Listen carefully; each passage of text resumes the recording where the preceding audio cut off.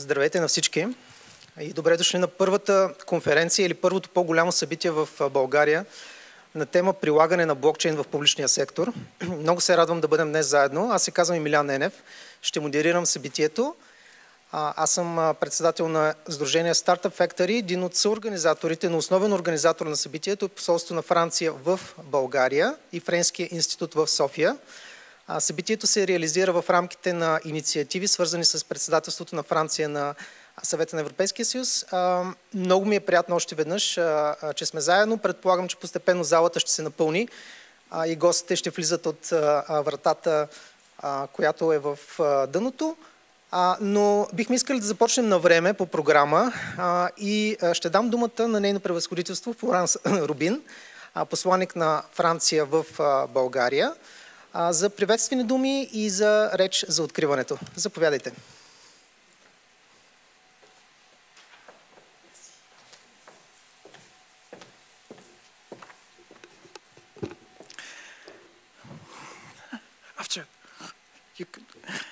So, dear Minister Bojadov, dear Mr. Kюланов, dear honorable guests, I have to confess it's really, for me, an excitement as an ambassador with scientific background to open such a conference about blockchain and its impact on public services. Of course, digital technologies are everywhere in our society, in our offices, in our pockets, in our cars, in public transportation, in our homes, etc. And during the pandemic, we have been forced to move most of our activities online and communicate through our screens. Now, with the war in Europe, we are reminded one more time that real conflicts and real victims come along with cyber misinformation and risks of cyber warfare here at home. All these changes raise new concerns about the safety of our online operations. And some people claim that blockchain technology will help solve these issues because all of operations are registered, as you know, in a chain of blocks or a series of units that cannot be modified. Is it really as safe and reliable as it claimed? I will be happy to know more about it during this conference. We see how blockchain raises many questions. First, where lies the truth between those who say that blockchain is a miracle technology and that will help us solve all our problems, and those who say that it is a nightmare because it's used for all kinds of unregulated cryptocurrencies, for example, to finance criminal activities? Second, how to regulate blockchain, how to avoid a complete lack of regulation, but also over-regulation that stops innovation. And the main question of our conference today, can blockchain technology benefit the public sector, public services, and the citizens? As it can be used by anybody, will it empower people to be more autonomous? Will it make our society more transparent, more trustworthy, more efficient, more democratic? How to avoid a growing rift between digitally literate citizens and people who are being increasingly isolated by the new trends and the new technologies? I will be really happy to hear the contribution of all our participants on how we can make the best out of blockchain and avoid the worst. As France is leading the European Council, it was very important to me to put European policies at the forefront. And I would like to thank MEP Eva Майдел, who has been very active on this topic at the European Parliament and will present a short video of introduction. I would also like to thank the European Commission, both in Brussels and here in Sofia. Thank you, Mr. Kюланов, head of the representation of the European Commission here in Bulgaria. Thank you for your support. Thank you, Mr. Pierre Marot, Administrator of the Digital Innovation and Blockchain Unit at the Directorate General Connect, who will participate online. The European Commission is designing an ambitious digital policy through the European Blockchain Services Infrastructure and also the European Digital Identity Wallet, and we are eager to know more about it. I would also like to welcome our guests from France and the Netherlands. Their expertise will be particularly valuable to our discussions. Mrs. Rайна Стамболийска, our online speaker from Paris, award-winning writer on cybersecurity, teaching at Sciences Po Paris. Mr. Vince Mens, global blockchain advocate and entrepreneur from the Netherlands. I would also like to thank all our speakers from Bulgaria and especially our moderator, partner and co-organizer, Mr. Emilian Enef, blockchain advocate, chairman of the Startup Factory Foundation, co-founder and CEO of Recheck. Thank you so much, Mr. Enef. And I wish you all a very useful and great conference. Thank you.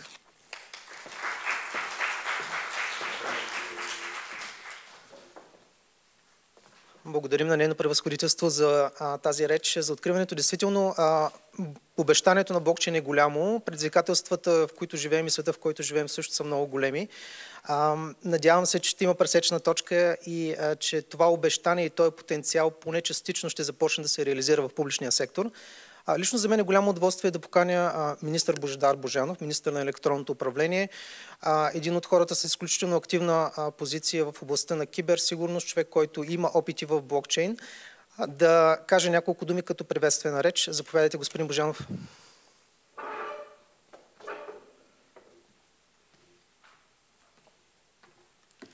Здравейте на всички, благодаря ваше превъзходителство, благодаря и на организаторите за тази конференция. Когато става дума за иновативни технологии, всичко е много вълнуващо. И така сме склонни да приписваме на тях нашите надежди за подобрение в обществата ни. Разбира се, технологиите, и това го казвам като много технически човек с изцяло технически бекграунд, никога не са сами по себе си решението. Те не са панацеята и понякога, както спомена и нейно превъзходителство, имат репутационни проблеми от своето начало. Така е било най-вероятно и с интернет, твърде съм млад за да помня, така е и в момента с част от приложенията на блокчейн технологията в криптовалутите. Тия дни биткоин отново се срива, но да не говорим за тази част. Всъщност обаче блокчейн технологията, и това го вярвам от много години, може да има много добро приложение в публичния сектор. И то не само като технологично решение, а като решение, което да върне доверието в институциите. Някакси блокчейн придоби ореола на това, че всичко в него е вярно. Тоест, никой, който иска да излъже нещо, не може да го направи, когато има блокчейн. Дали това технологично винаги е непременно вярно, няма значение. Дали има гранични случаи, също няма значение, ако в обществото разбирането е, че това нещо връща доверие. А доверието в нашите институции е разклатено и ние трябва да използваме всички възможни методи, за да го върнем. Европейските инициативи, като ЕПСИ и други, са изключително важни. Те могат и дефинират правилните сценарии, в които технологията има смисъл за публичния сектор. Затова и приветствам всички тези инициативи и ще ги подкрепяме. Още повече, че за една успешна реализация на блокчейн проекти е много важно да има трансгранично сътрудничество. Именно за това тук говорим и за председателството на Франция, и за Европейския съюз, тъй като в рамките на една държава ползите съществуват, но са далеч от това, което може да постигнем на ниво Европейски съюз. В Министерството на електронното управление, след трансформацията в новото правителство, политиката по иновативни технологии, в това число блокчейн, е една от основните ни части. Взимаме както дирекцията от Министерството на транспорта, която се занимава с това, така и хората, които в последните години са движили тази тема. Но този път не просто взимаме едни хора и едни дирекции, а даваме и политическо спокойствие, че това е тема, която е важна. Не на последно място, на последното състояние на Министерски съвет приехме правилата на ОИСР, т.е. препоръките на ОИСР за блокчейн, и премиера взе думата, след като Министерство на финансите представи проекта, за да каже, че най-хубавото е, че има министър, който освен в портфолиото на Министерството си има и конкретна експертиза по тази тема. Така че на ниво Министерски съвет и на ниво премиер също има разпознаване на блокчейн като важна технология. С това искам да завърша тази част от своето участие днес. Ще изляза, защото ще има друга конференция, но ще се върна за много важния панел, на който искам да участвам и отново благодаря за поканата и за него.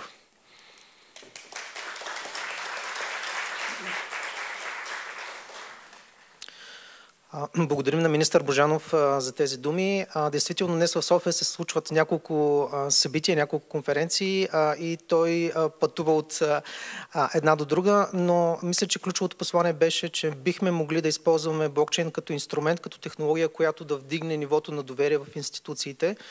Моето лично мнение и коментар е, че не трябва да мислим задължително, че всичко регистрирано в блокчейн е вярно или че е с високо ниво на доверие, защото много е важно кой го регистрира и кой пише данни и с какво ниво на авторитет и истинно са те. Но продължавайки по-нататък с тази част за откриването, за мен е голямо удоволствие да дам думата на господин Цветан Кюланов, който е ръководител на представителството на Европейската комисия. Бих искал да благодаря на господин Кюланов за организационното съдействие и партньорство в реализирането на това събитие и да му дам думата.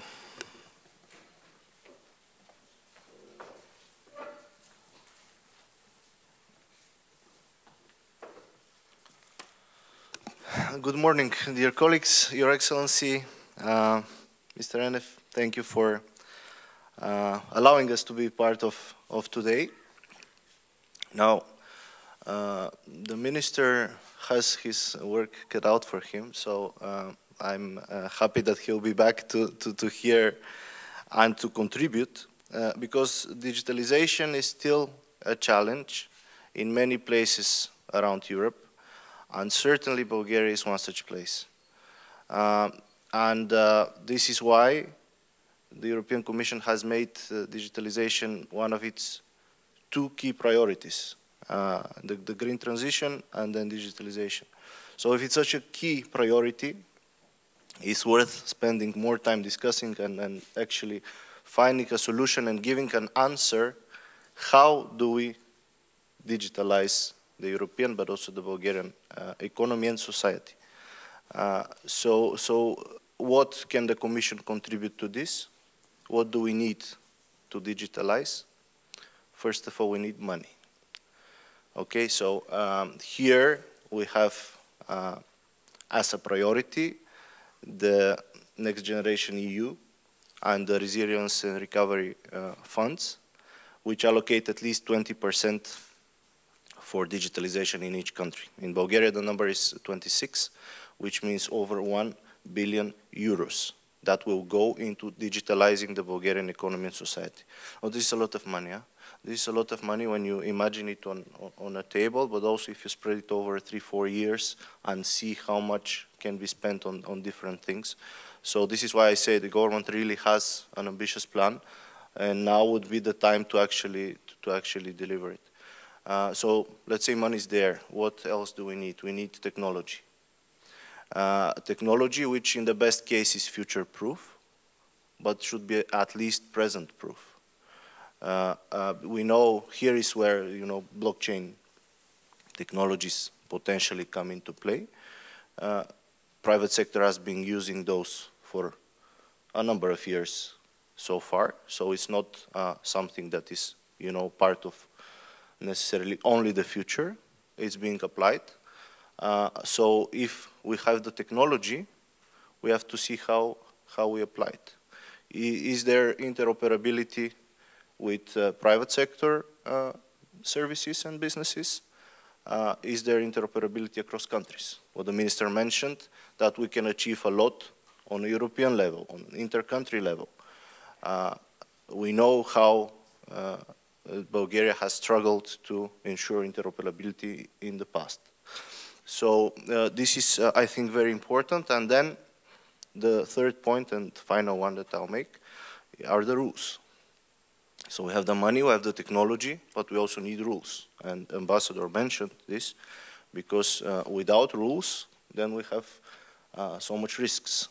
Protecting data, protecting citizens, tackling cybersecurity. All those things are really key and are part of what we'll see also later in the event, what the Commission is doing in terms of the European blockchain services infrastructure, which tries to put those things together. So how do we use the money to ensure technology is safe, applies the rules, and then we achieve this digitalization.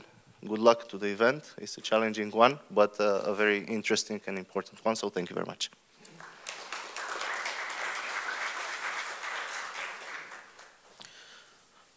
Благодарим на господин Кюланов. Следващия участник в речта за откриването е госпожа Ева Майдел, евродепутат, която изпраща поздрави на всички участници и гости. Тя ще се включи онлайн с видео, което ще помоля да бъде пуснато сега.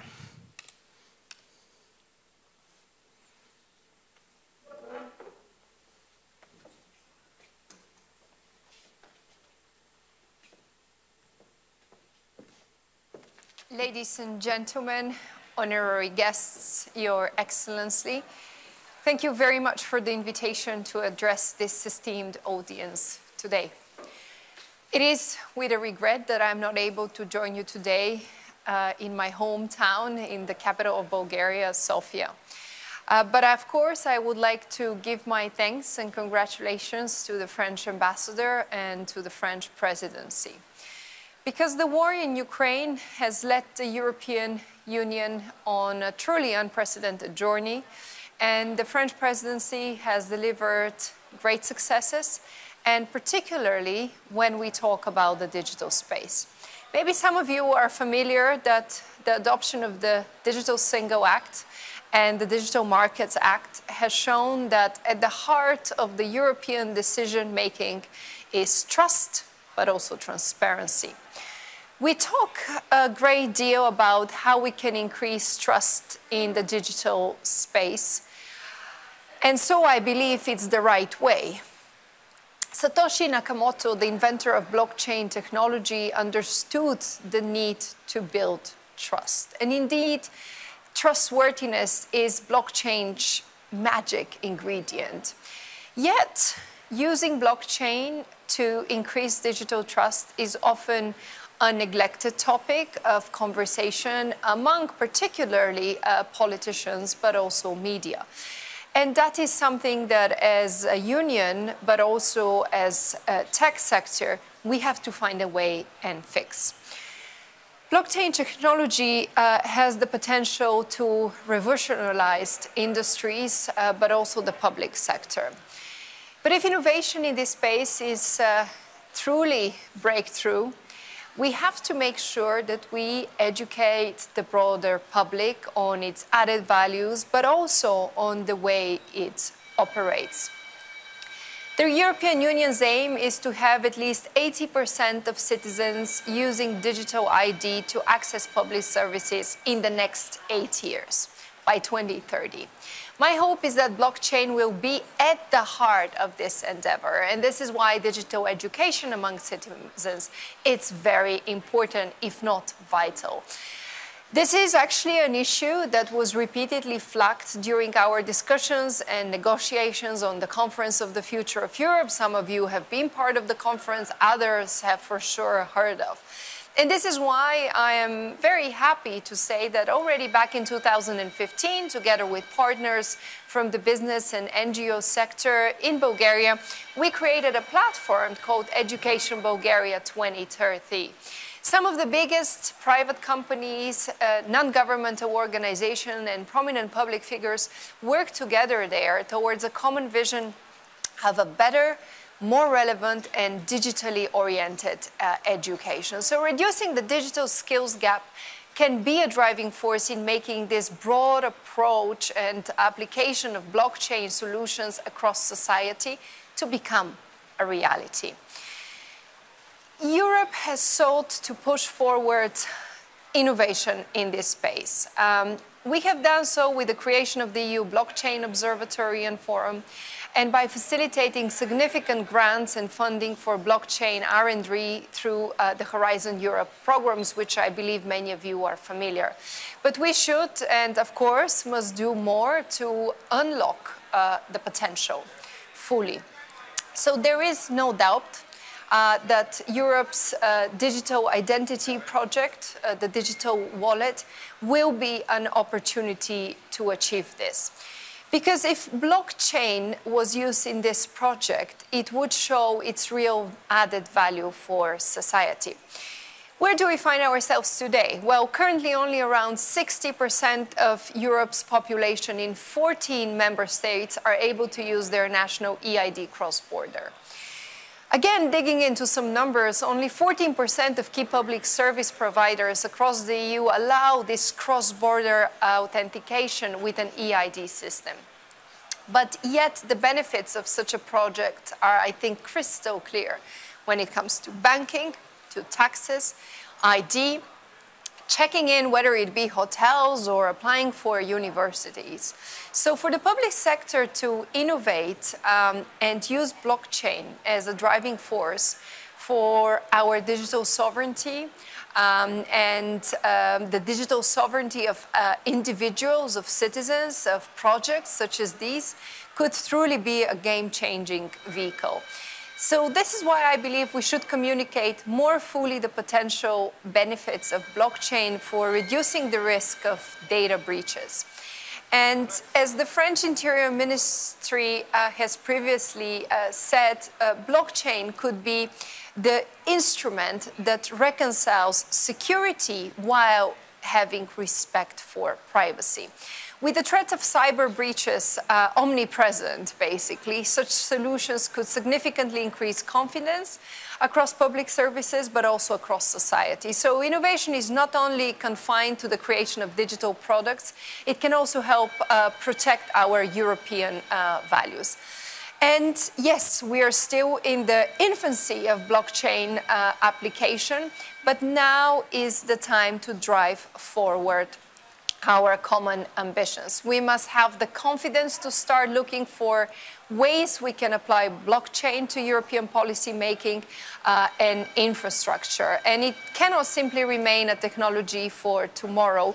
It must become a solution for today. And I think this is how the European Union becomes a global hub for the digital agenda. So as the expression goes, c'est à cette roue qu'on connaît de l'arbre. Thank you again, and I wish you a very fruitful and productive conference.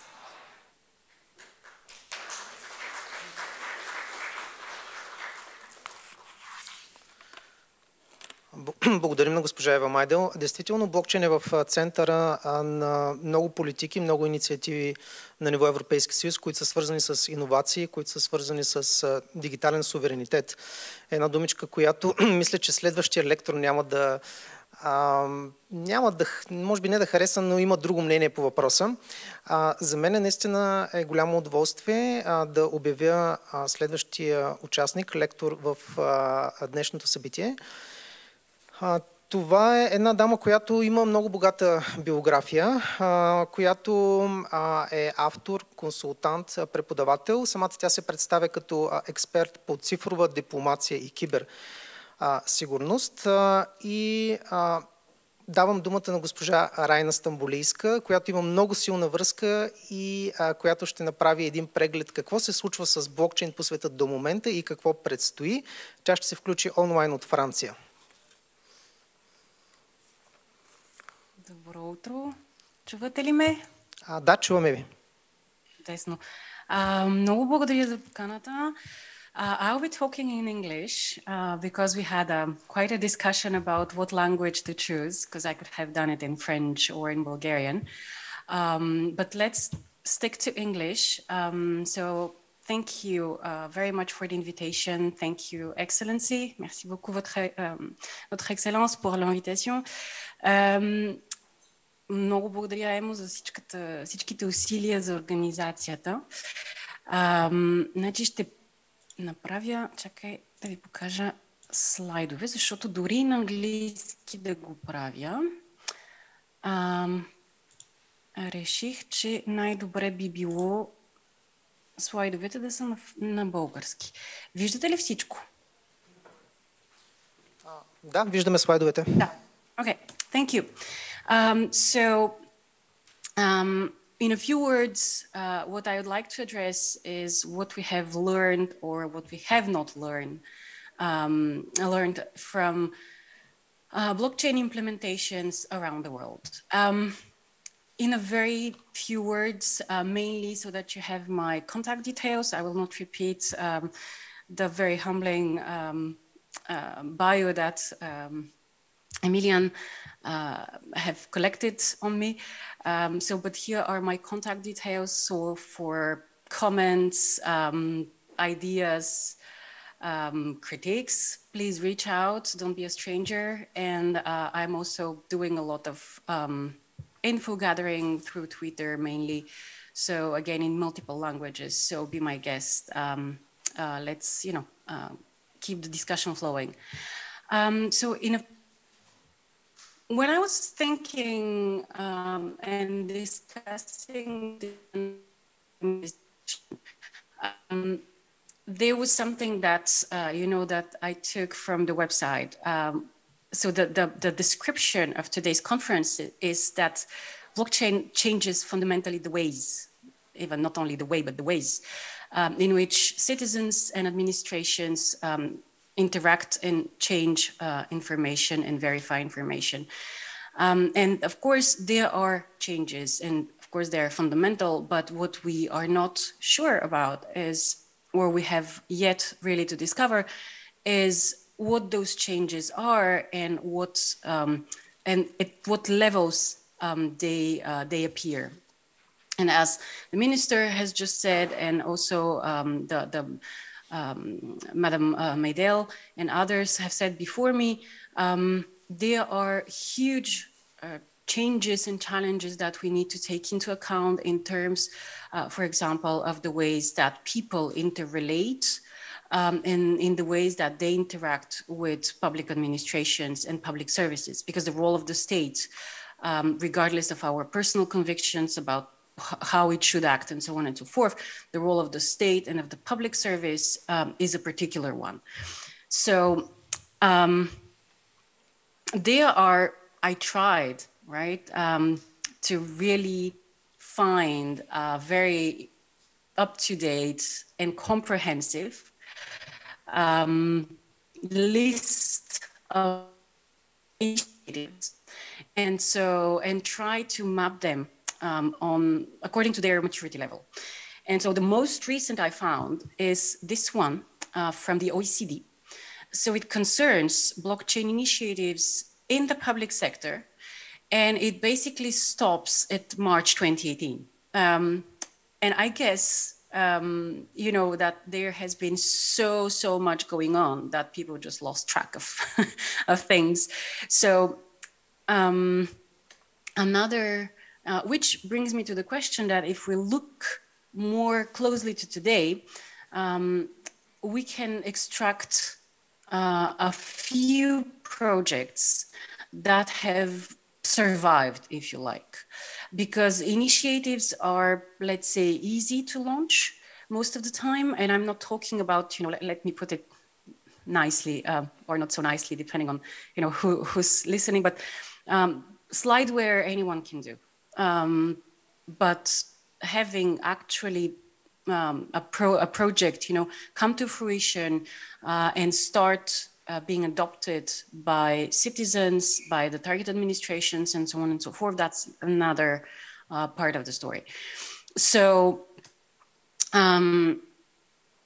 that table is from a research paper from 2020 that basically aimed at looking at the technical challenges of blockchain implementations. And here, I'm not talking, and I will not address crypto assets because they are a different beast. And I'm not a financier myself, so I prefer not to go into like totally unfamiliar territory. So what is very interesting here is to see the different ways different public administrations actually embrace blockchain technologies and what they decide to tackle. And so I have selected a few examples. So the behind the scenes is that I wanted to show you 4 examples. However, Emilian was like, yeah, you have 20 minutes. And I'm like, oh, so let me only select 2 of them. But I've selected 2 of them and I've made them quite detailed and they're very different. So that basically that can also inform the discussion afterwards because they are also quite demonstrative of the general observations that we may want to draw out of all the initiatives that have sustained existence until now. So the first one is a very interesting one about tax-paying governance in India. So in India, there are around 70 million taxpayers. But India is, a big country with a very complex and multi-layered structure, administrative structure, and also this is the case for their tax-paying procedures and processes. So you have like 4 forms, sometimes depending on your income level, you're taxable, but then, and so this is, the tax is deducted from your income by the bank, but if you are not taxable, you need to file a form with the bank and so on and so forth. So it's a huge mess, to like put it nicely again. And there is no kind of harmonized vision of, or unified vision, if you like, of who is filing what sort of forms before which bank, because you can have many accounts in many banks. And there are also difficulties to account for who has paid taxes and who has what income when it boils down, for example, to contracting loans and credits. And so those were the pain points when the blockchain project was kicked off a few years ago. And the goal, the overarching goal of this project was to have a unified vision of tax paying. And so here I will not comment this, and I apologize for the quality. I just took the screenshot from the Indian Tax Administration Department.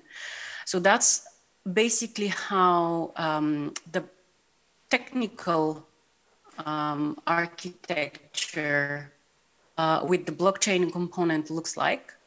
I will not comment this because again, that's there aren't so many technical details, and I'm not sure today's the place, and I can manage that in 20 minutes. But yeah, basically, you have a much simplified, streamlined procedure that takes into account the different types of forms, and that also takes into account the different types of users that basically interact with those procedures and processes. So what is happening is that this initiative is starting to enter the growth phase, meaning it was a pilot until like a year and a half ago. And what is happening is that an increasing number of partners is joining in. And the early adopters and the administration itself are organizing a unique governance body to pilot this project. There is an interesting also aspect, which is that there is no exclusive control over what is written in the blockchain, which has very causal, direct consequence, which is that an increasing number of partners from all avenues of activity are starting to join, including partners that are not necessarily linked to tax paying, like stock exchange or, but people who are somehow linked with, for example, personal finance aspects. And there is a lot of legal adaptation going on to ensure that, for example, specific legal requirements or locks are lifted, and that most specifically in terms of automating certain processes, administrative processes. The other example I have is, you may have heard of it. It's the land registry in Georgia, in the Republic of Georgia. So this one is one of the first, if not first, blockchain in public sector project. And it started in April 2016. So it's been it's quite mature now. So I won't go into the pain points because that's, let's say, old history. That's history now, but they insist very much, and there are quite a few studies on the added value of this approach, where one of the most striking and clear-cut advantages is to reduce registration and verification time of land titles from 3 days to a few minutes. There is also an interesting aspect where there is an increase in who owns what, which was one of the fundamental, challenges in a country like Georgia. And I mean, I can relate to this in a country like Bulgaria as well. And since there are two components, I'll show you the picture in a second, one of which is private blockchain and the other one is a public based on the Bitcoin blockchain. There is also a very clear, publicly accessible follow-up on who owns what and since when. So another interesting aspect here is the cost reduction. Like operating costs have been decreased by 90%. And this includes the non-recurring bootstrapping costs, meaning implementing the private blockchain, which is Exonom, and well, basically training people to, operate, maintain, and so on and so forth. And another cost-saving aspect is that when registrations are inscribed in the public blockchain, they are done in batches, as opposed to registration by registration, which also saves costs for operating costs. And which is very interesting is that anything that is that requires human supervision, that's additional, that's complementary, is done well by humans, by hand, so that the blockchain aspects complements and substitutes specific, not so crazily attractive aspects, but it doesn't take out from the actual work of humans with specific expertise in terms of land management, right? And so far, the project has quite some buy-in, including from citizens, and it's a very clear public service with a very clear added value. And so here is a very quick scheme of how things work. So the NAPR is the National Land Registry Authority in Georgia, which actually also retains control over whatever happens and is inscribed with citizens, obviously, and the notary, whatever is inscribed in the blockchain. So what is very interesting here is that one prerequisite which has immensely facilitated the adoption and the growth of this public service, blockchain enhanced public service, is the high quality data that the Republic of Georgia has on land registries. And because by law, under Georgian law, land registry data is open data. So, and we can discuss on that, perhaps not on the live stream though, because I remember doing assignments with the World Bank in the region on open data a few years ago. And one of the good examples was Georgia's land registry data, which again was, as you may relate with also our history in Bulgaria, which was like an interesting move, given, you know, history and land ownership in our part of the world. There has been also something very important and a factor of success in Georgia, which is a very constructive approach to all target groups, both in the public administrations and citizens, with appropriate training and communication. And also something that has been commended in different papers is that compared to other places which have initiatives on land registry on the blockchain, that innovation approach in Georgia has been iterative, meaning it's a step-by-step. We are not trying to like completely, you know, change everything from like overnight, but it is, let's find a specific stream, a specific service that is doable thanks to this technology, you know, for the benefits that we intend to have. Which brings me to the question, okay, so we have those different examples. There are a few others. For example, the EU, the Commission, the JRC, Department of the European Commission, for example, has quite a few papers and impact studies on different projects, you know, blockchain projects, projects across the EU and Europe, because Georgia is an EU-minded country, if you like, but not in the EU. And they all allow us to kind of have a general range of observations that we can draw out of those different initiatives.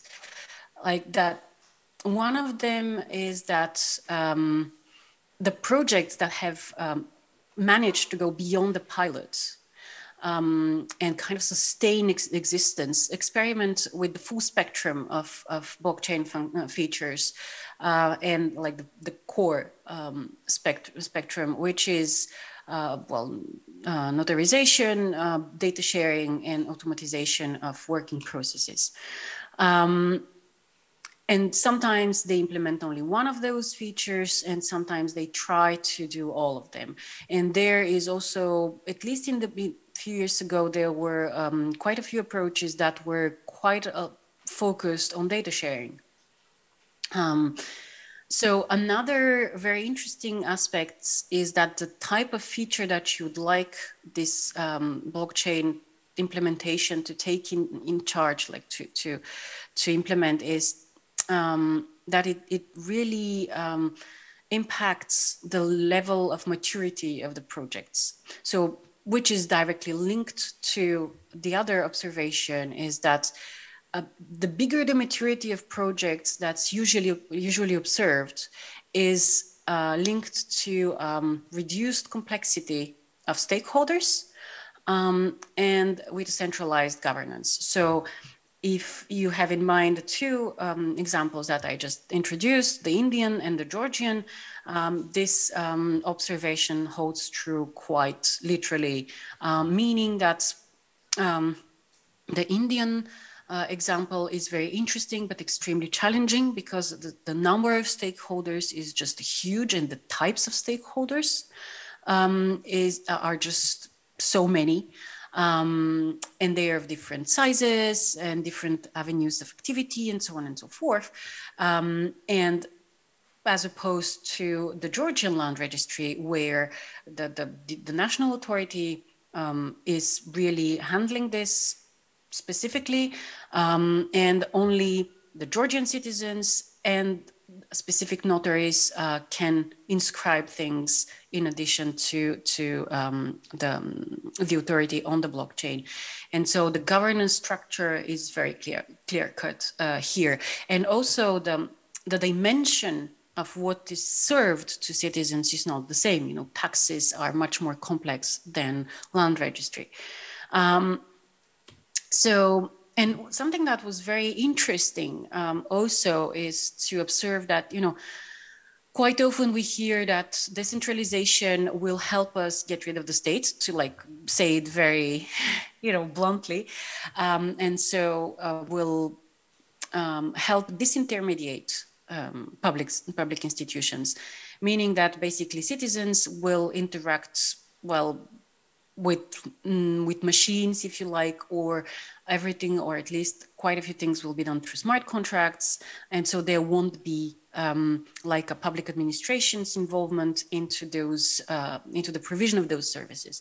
And so this has been a strong point of contention and still is in any projects that concern technological enhancement of public services, right? Because from one hand, we have the challenge of getting everyone on board, and with technologies that we already know. And this is not at all easy because digital literacy levels really vary across populations, across countries, and so on. And the other challenge is that we are talking quite a lot about disruptive technologies, meaning technologies that are quite fresh, quite new. And, you know, and quite often the question that may come to mind is disruptive technologies are good, but what exactly are they disrupting? And that's one of the, you know, specific aspects to pay attention to, is that those disruptive technologies, they should not disrupt the ways we interrelate to each other and to public services, and the way we access public services, so that those technologies should not create, through disintermediation or otherwise, should not create inequalities in access to public services. So, which brings me to the question that, yes, because we can, you know, should we?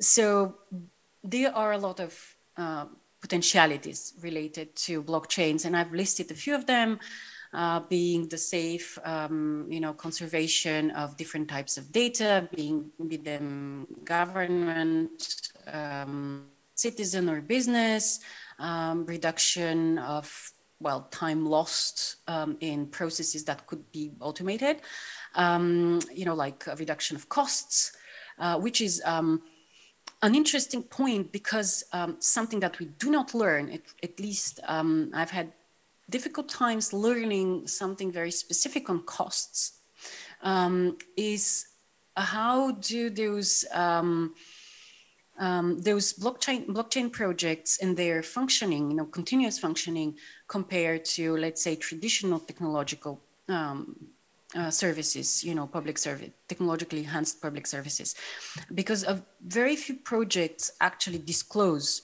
you know, a comprehensive cost scheme.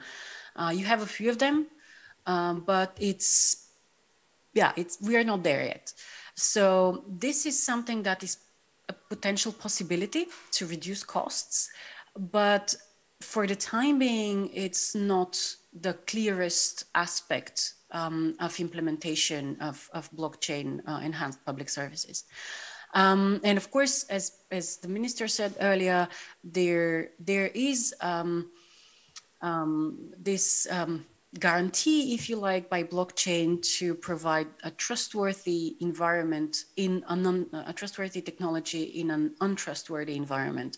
And so to decrease the level of corruption, the level of abuse of public ownership, and so on and so forth, which in turn has the potential to increase the trust that people have in their government and their public services. So these are, again, potentialities technology doesn't do everything. It's not, again, I'm repeating what Minister said, but we share this view. So that's why I formulated that sometimes blockchain is the right answer, with the keyword being sometimes. And as a conclusion, and to kick off also discussions and food for thought mainly, that I hope will stick with people, is we have two different challenges ahead of us. One, if we want for a technology, in this case blockchain, to be adopted by specific actors here, public sector, we need very clear governance schemes, which in the case, for example, of blockchain, are not clear-cut at all. For example, in the examples I showed, and in the most of the examples, if not all of them, trying to list them in my mind, there was never a reliance, like a completely reliance on a permissionless public blockchain. There are components of permissionless or permission public blockchains, but there was no, none of the projects was like completely, left to anyone, basically. To handle and inscribe things. But so there are real actual governance questions of upskilling as well, because those are complex technologies that need also to have people feel okay in handling them. And because if we want to reduce friction in the use of public services, we also need to reduce friction as much as possible between the people who operate those technologies for the citizens. And the other aspect is much more linked this time to the technological aspects of blockchain. Yes, we have questions of energy consumptions. We have questions also of interoperability. And this keyword is something that's floating around wherever, someone talks about blockchain or other technologies, but it's like, Santa Claus, we think he exists, but nobody has ever kind of seen him, And so interoperability is a very complex technical topic. And it hasn't been addressed as such seriously, at least at the EU level for the time being. And quite a few of the EU or European blockchain enhanced public services have an open source component or open source aspect of it, but not all of them. And again, quite often those projects are addressed specific public services. They are not transverse, which means that if we decide to have a siloed, which is pretty frequent as well, a siloed approach in government and in public services to adopting blockchain, we may end up with each department or even each entity having their own solution, which is again not good because it increases friction. And so, but interoperability, implementing it is not an easy feat. So this is the kind of future proofing of this adoption that we also need to address. And so I am done. Thank you so much for your time and for your attention. Благодаря много за вниманието. I will stop the slides now so that I can see you. And please be my guest for the Q&A. We can do it in Bulgarian. I'm happy with that. So let me know if that's all right for you. Thank you.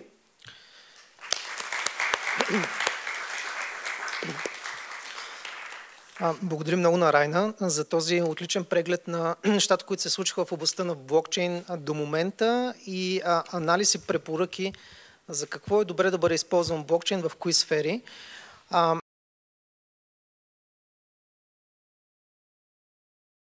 Q&A сесия.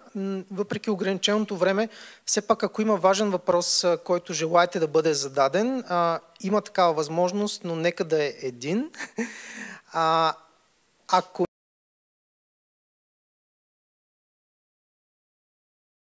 Аз изчаквам само момент да видя дали някой има желание.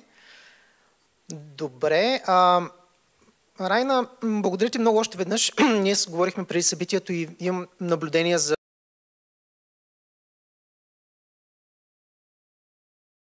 въпросът, може би най-конкретният е: кой е твой любим use case? Къде виждаш област на приложение на блокчейн в публичния сектор, която е смислена, която е практична и която би донесла резултати? Няма да съм кой знае колко оригинална тук, но много ми харесва тая кадастрална регистрация. Защото има много различни приложения. Има в Великобритания, има в различни африкански страни. И просто намираме, че нещо, което е изключително чувствително за хората. Мисъл, знаем за какво става въпрос, нали? в България. Така че ми се струва, че е нещо много ясно, което има много ярка стойност, нали, за всички хора, и което всъщност предлага много ясни начала, по които това, нали, този сервис, тази услуга да се управлява. И всъщност има някакво такова равенство също и в участието на различните хора, които са, нали, включени в тези услуги, които много ми харесват. Така че казах ти, не е оригинално, но има много предимства, които ми се струват изключително важни и изключително здрави. Виждаш ли? Благодаря ти. Още веднъж за включването, за отделеното време, за презентацията, която подготви. Надявам се, че ще останеш с нас в следващите части от конференцията. Предстои много интересен дискусионен панел след паузата с участието на министър Божидар Божанов и водещи хора от блокчейн общността в България, Нидерландия, така че предстои много интересна дискусия, която по програма е около 11:40. Може малко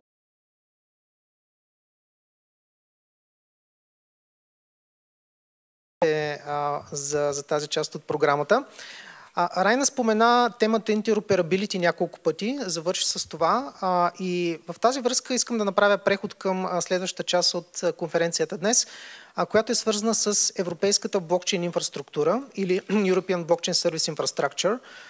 Това е европейска блокчейн мрежа, която е специално предназначена за трансгранични публични услуги. Трябва да свърже държавите членки и да помогне обмена на данни, верификацията на данни да става по-бързо, по-ефективно, по-ефтино.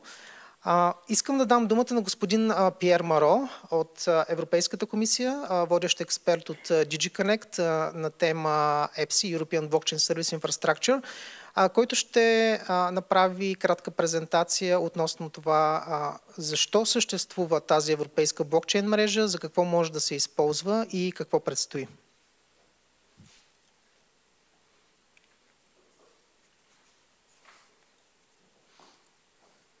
Hello, good morning. Do you hear me? Yes, Mr. Moreau. So I understand that I make my presentation now. Yeah? Please, you can share your screen. Yes. So, sure.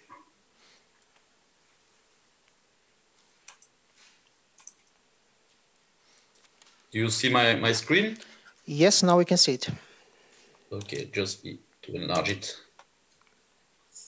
Okay, good morning. It's a real pleasure for me to be here. I'm Pierre Marot, working for the European Commission, DigiConnect, in the unit called Digital Innovation and Blockchain.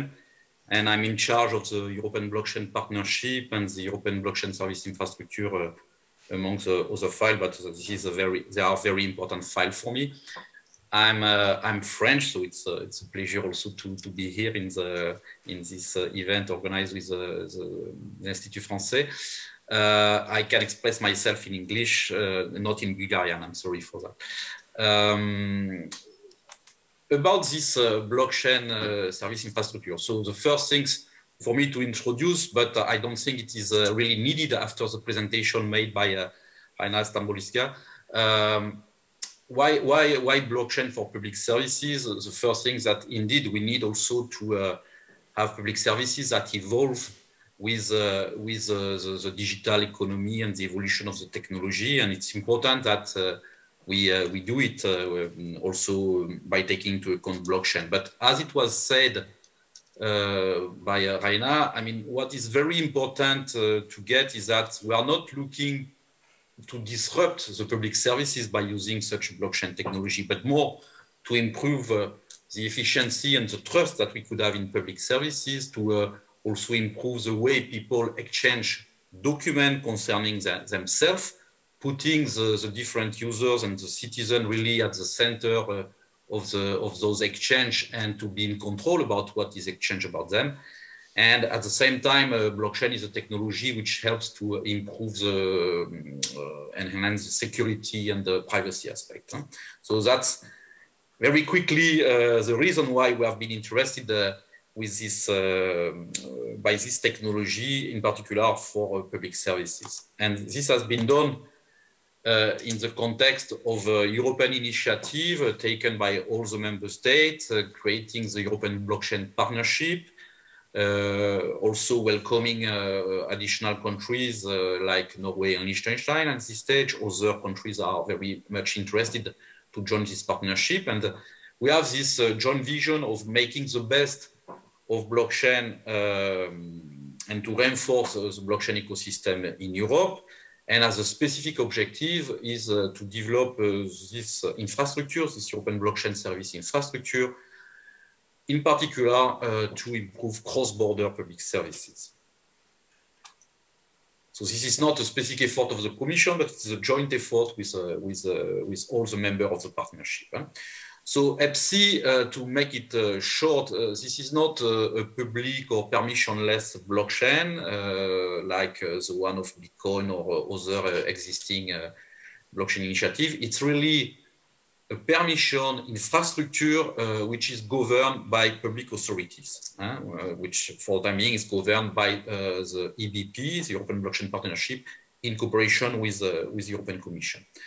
So focus on cross-border services, but it doesn't mean that we have no interest for a public type of application, for a private type of application. And when we talk about public services, of course, it concerns services which are which concern also the private sectors. When you exchange with blockchain in a more trusted way information about you, it can concern a job application or anything else that concerns also the private sectors.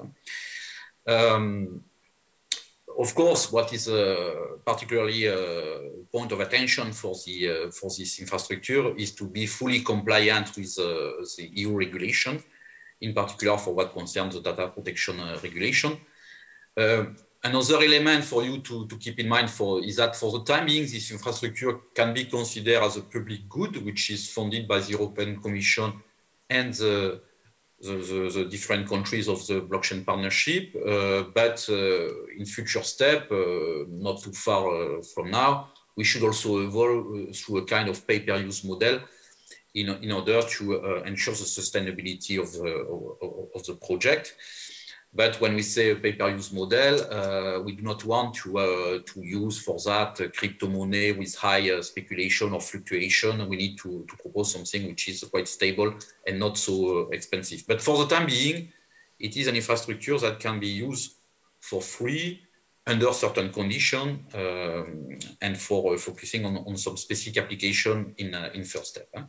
And we plan to have also an evolution about the way this project is organized, and we plan to create a new legal entity dedicated to the implementation of this infrastructure, the future development, deployment, and implementation of this infrastructure and its use case, through a new instrument which is proposed as part of the digital decade, which is currently discussed at the Council and Parliament level, which has been a proposal from the Commission, including this new instrument.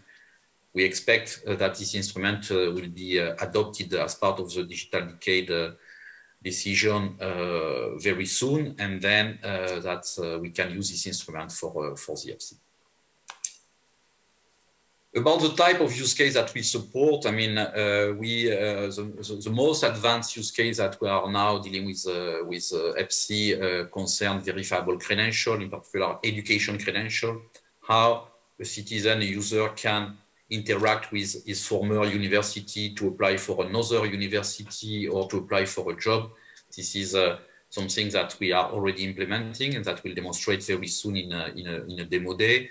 We are also interested by a lot of track and trace type of use case to track a document, to be sure that the integrity of the document has been maintained. So always with this concern to reinforce the trust in the different interactions that we have. And this could be, for instance, a way to support the digital passport product, which are very important for the green agenda or for the circular economy.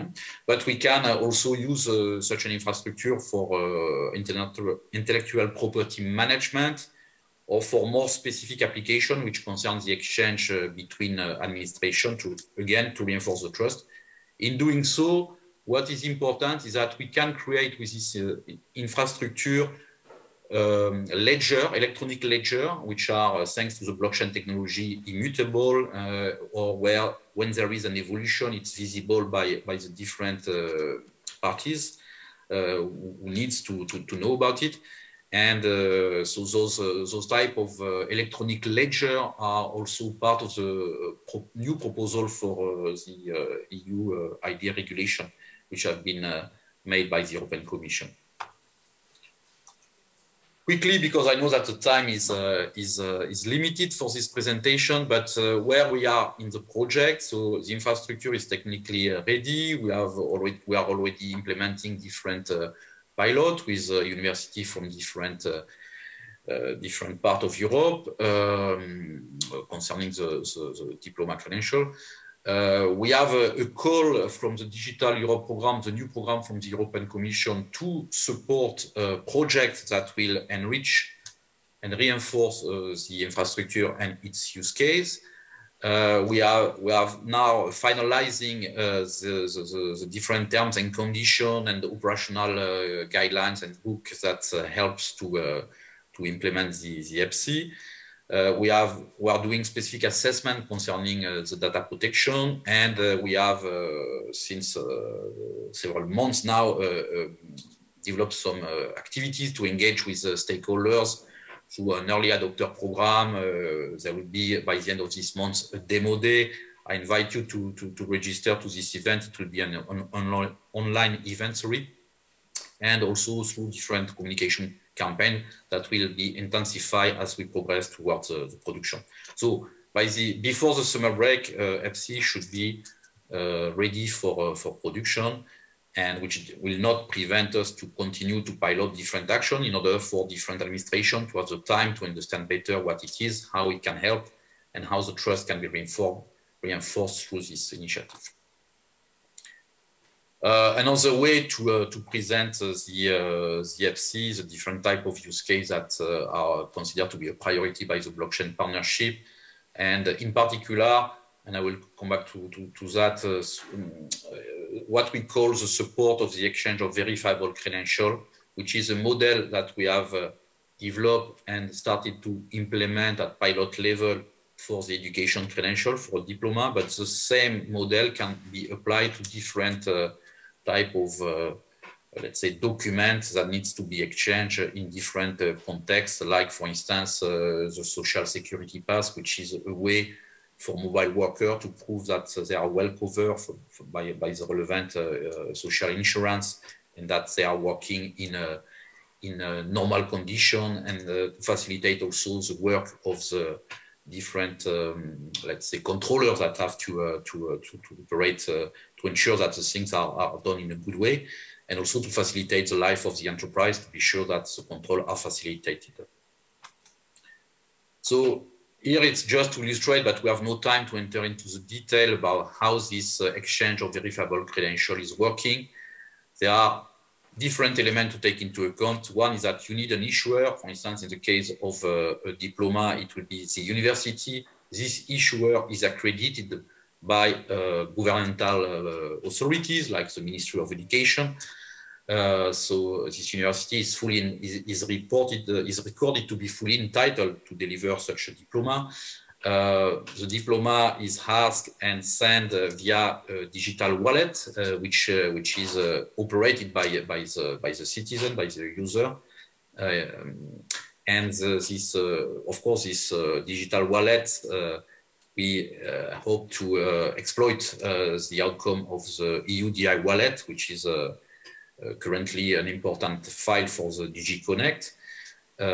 So EPSI will be a way to support the implementation of this EUDI wallet. And then with the same wallet, the citizen can present the information concerning his education to what we call a verifier, which in that case could be another university if he wants to continue his study, or an enterprise if you want to apply for a job application, or another administration if he has to prove something about his education.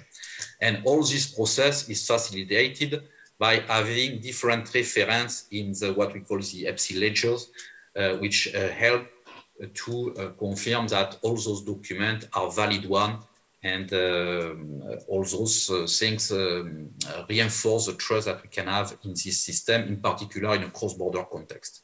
So all this cycle of exchange of documents is documented and explained through the website of the EPSI. Here you have a link.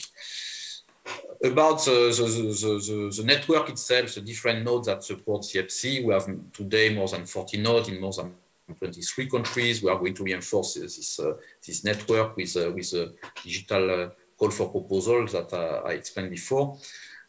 So we have already something which is significant, but we'll continue to improve it and to always pay specific attention about security aspect for the different nodes composing this network. We are also preparing the future. I will be quick, but we have a specific contract in order to, let's say, see what could be the future protocols that we could use in the EPSI in future step. So we're not working only on the development and the deployment of a current solution, but we also anticipate future evolution through different actions. And without, I have this last slide for myself, which is to indicate the roadmap. And the next 2 years are expected to be really the time where the different public authorities or players in Europe will be able to start to use EPSI at production level or in pre-production level, and to see really what are the benefits of such an infrastructure, which is a unique initiative as it covers the entire world. Voilà, I stop my presentation here. I stay for the Q&A session, and many thanks for your attention.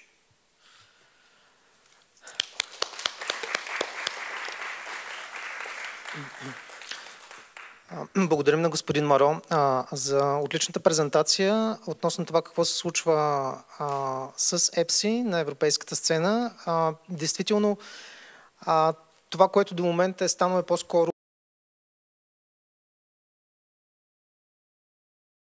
култура, която до момента се изгражда.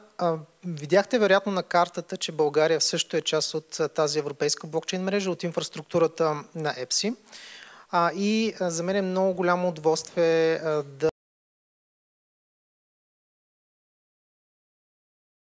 компанията си речек в консорциум, който изпълнява българската част от EPSI. Този проект ще бъде представен след малко. Като встъпителни думи само искам да кажа, че действително EPSI е тази мрежа, тази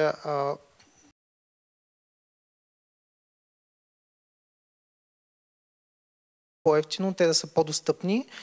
Точно за това ще говори Теодора Тодорова от INDUSTRIA Technology, фирма, която управлява българския проект, който развива EPSI, който свързва България с тази европейска.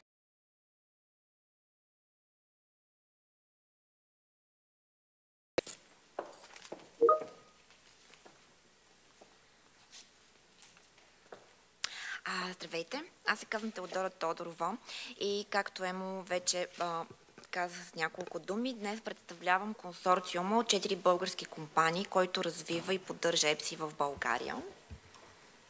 Така ще стартира и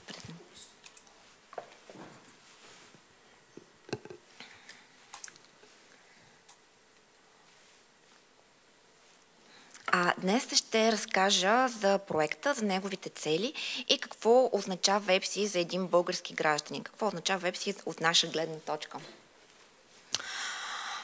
Както казаха и предишните лектори, когато правим един паралел между това традиционно как в момента консумираме и достъпваме публични услуги в сравнение с възможностите на новите технологии, се сблъскваме с административни препятствия, например в ситуация, в която искаме да си направим проверка в кадастъра, да си платим данъците или каквито и да било други нужди, които можем да имаме. Обикновено оставаме с чувството, че нещо може да бъде подобрено, нещо може да бъде улеснено в този целият процес.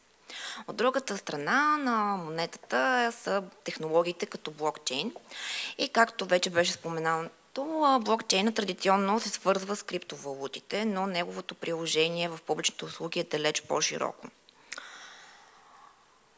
От гледната точка на един обикновен гражданин в България, какво си представям, че би могъл да представлява един подобрен и улеснен процес по достъп и консумиране на публични услуги?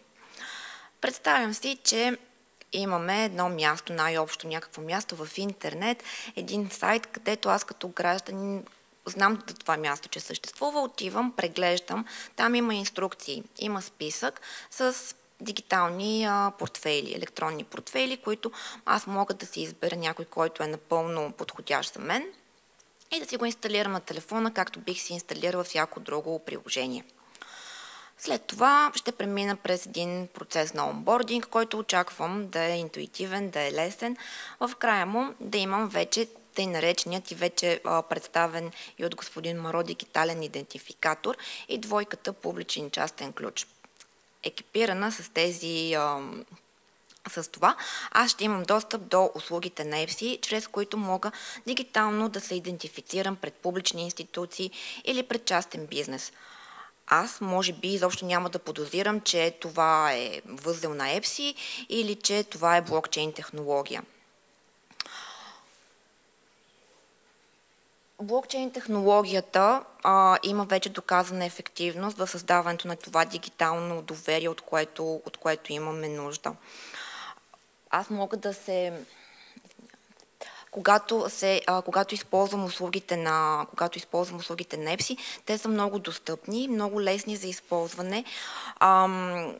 В моя мобилен телефон също така, това, което вече няколко пъти беше споменано, трансграничните услуги. Тези услуги са достъпни за мен като български граждани във всяка държава на Европейския съюз.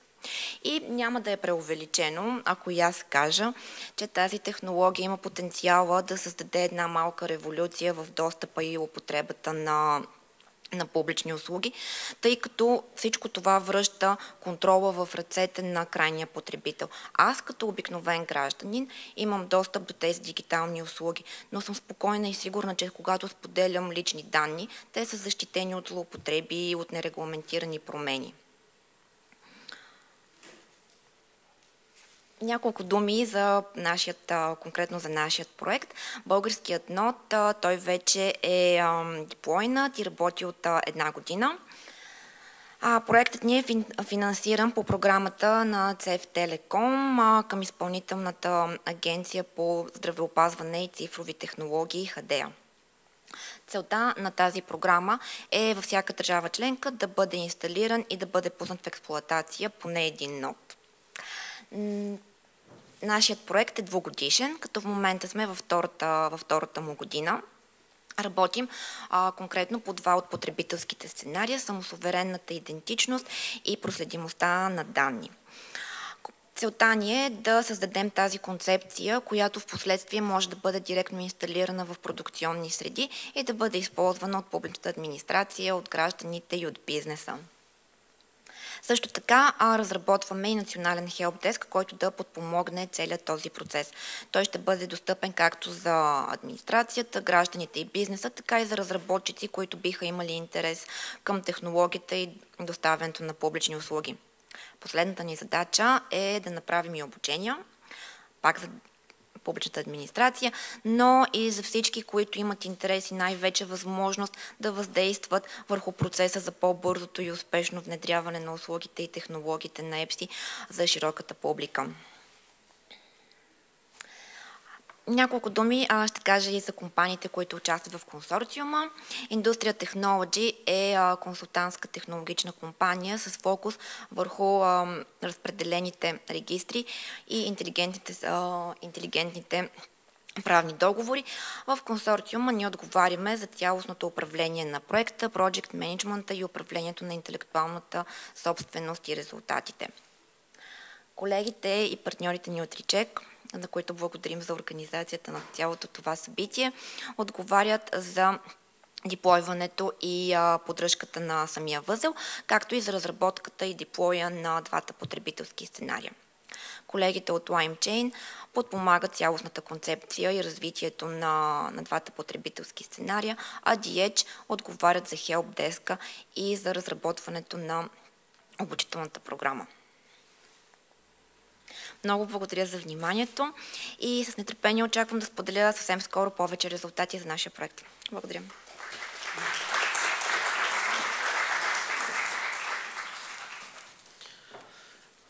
Благодаря ти много, Теди, за това представяне на българския проект, който свързва страната ни с европейската блокчейн инфраструктура. Действително, в момента сме в процес на разработка на тези два use case, за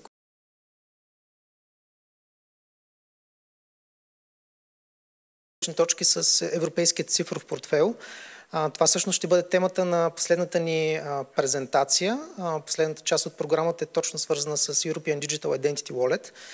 Така че останете, изключително интересна презентация на отличен експерт, който ще представи какво се случва и на регулаторната сцена във връзка с промени в eIDAS регулацията в контекста на този цифров портфейл.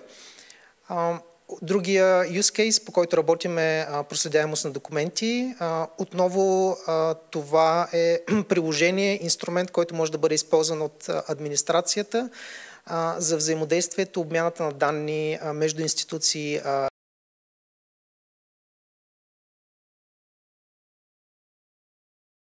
Че EPSI първоначално е предназначен за публичните институции, за държавната администрация, но постепенно ще бъде отварен и към частния сектор.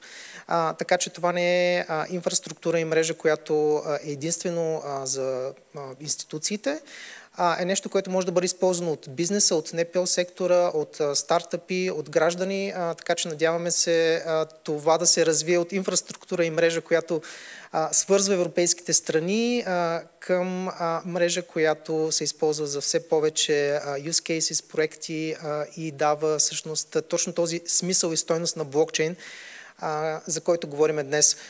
Сега правиме кафе пауза по програма. Използвайте тази възможност за нетворкинг. Около 15 минути е кафе паузата. Поглеждам към телефона, което означава, че приблизително 11:40 стартираме с изключително интересен дискусионен панел с участието на министър Божанов и представители на блокчейн общността в България и Нидерландия. До скоро!